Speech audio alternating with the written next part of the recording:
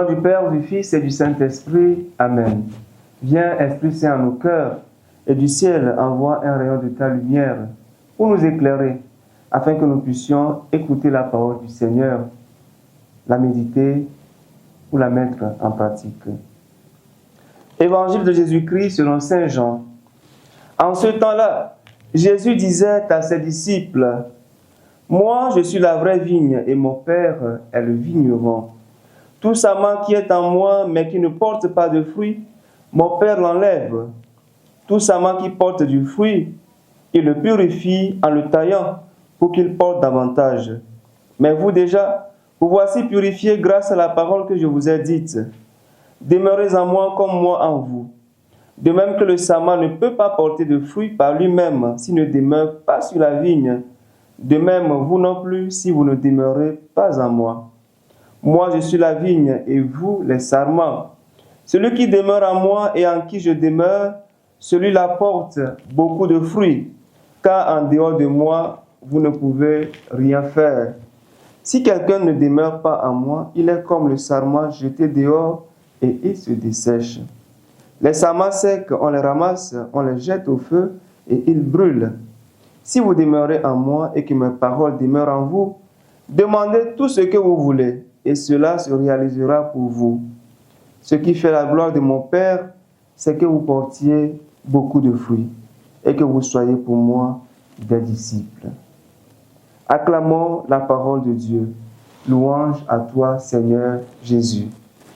Chers frères et sœurs, nous sommes aujourd'hui mercredi le 6 mai 2026 et l'extrait de l'évangile selon Saint Jean que nous venons d'écouter nous invite à méditer ou nous rappelle notre essence et notre mission en employant l'image de la vigne, des sarments et du vigneron. Nous sommes venus de Dieu, nous vivons par lui, pour lui et en lui. Lorsque nous en sommes conscients, cela nous empêche de vivre vainement et inutilement.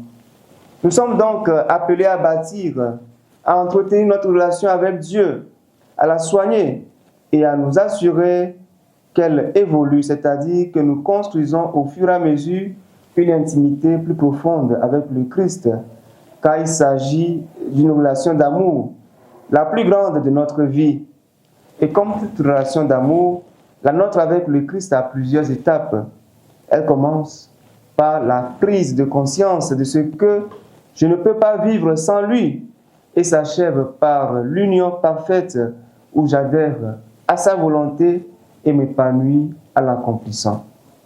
Toute relation est bâtie sur le dialogue, la prière et la lecture. Mieux, l'écoute de la parole de Dieu constitue nos moments de dialogue avec le Seigneur. C'est pendant ces moments que nous apprenons à mieux le connaître, à mieux le comprendre et à savoir quel type de fruits il nous invite à porter. L'intervention du vigneron nous rappelle que bâtir une relation avec Jésus passe surtout par les sacrements, puisque si le baptême nous donne d'appartenir de façon plus décisive au Christ, l'Eucharistie et la confession sont ces moyens que Dieu, le vigneron, emploie pour nous purifier et nous faire porter beaucoup de fruits. Il nous faut donc faire une évaluation de notre relation avec le Seigneur en nous posant certaines questions. À quelle étape suis-je dans ma relation avec le Christ? Quelle est la fréquence du dialogue que j'établis avec lui? Qu'est-ce que je dois améliorer dans ma relation avec le Christ? Demandons au Seigneur aujourd'hui la grâce d'une véritable conversion qui nous aide à mieux nous attacher à lui, à écouter sa parole, afin de porter beaucoup de fruits en ce monde. Au nom du Père et du Fils et du Saint-Esprit. Amen.